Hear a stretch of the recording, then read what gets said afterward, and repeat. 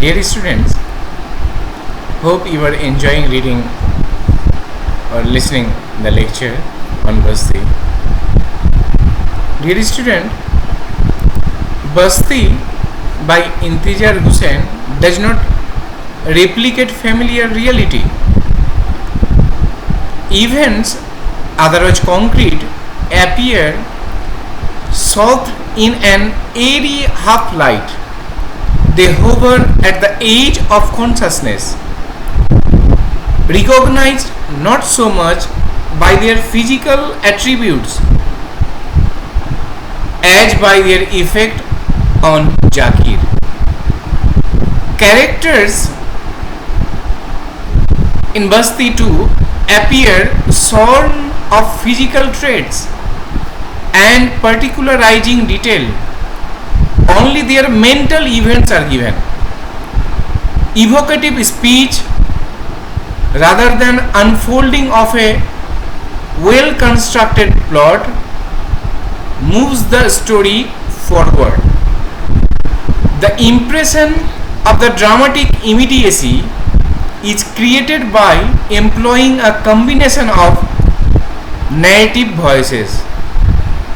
But the transition between the third person omniscient narrator and the first person narrator are often so seamless as to be almost unnoticeable.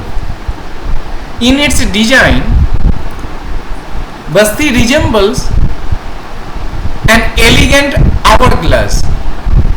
The two large sections comprising chapter 1 to 6. Dear student, I have already told you about the 11 chapters in which the entire novel is divided, and 8 to 11 held together by a slim waist. Chapter 7, chapter 1, much the longest, is made up entirely of Jakir past. Chapter 1.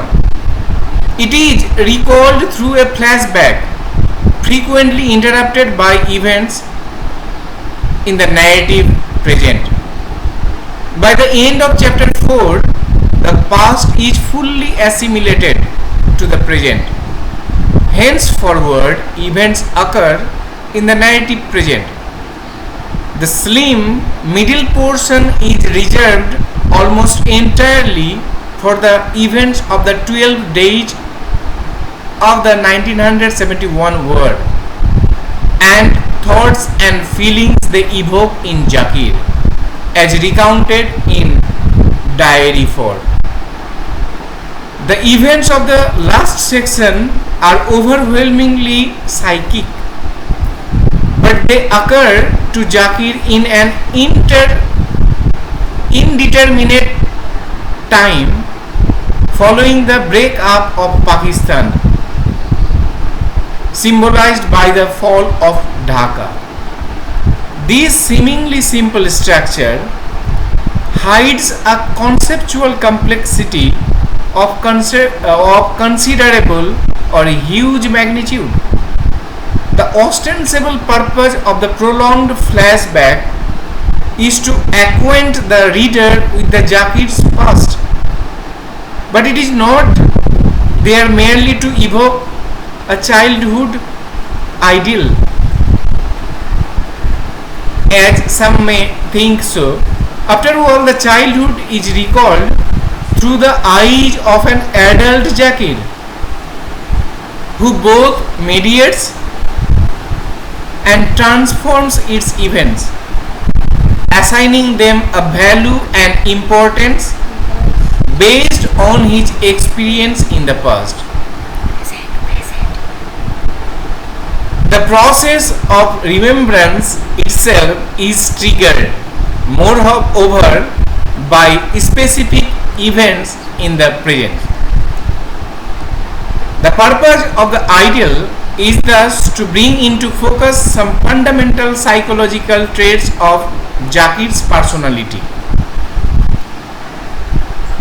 Those traits which will later provide the rationale for his conduct and response to events in the present. The ideal establishes Zakir as a fairly complex character, and the narrative structure supports this complexity by employing a set of devices associated chiefly with post-realistic fiction. Linearity and chronology, if not altogether suspended, are nevertheless kept at bay as far as possible. Events in the present are juxtaposed with analogous events in the past, some even extending back a millennium or a more. The cumulative effect is that of a distorting prism, a dizzying collage of discontinuities and refraction, of melting images and blurring edges. The narrative structure thus not only supports but also replicates the structure and state of Zakir's mind. Thank you, good boys and girls. Enjoy reading.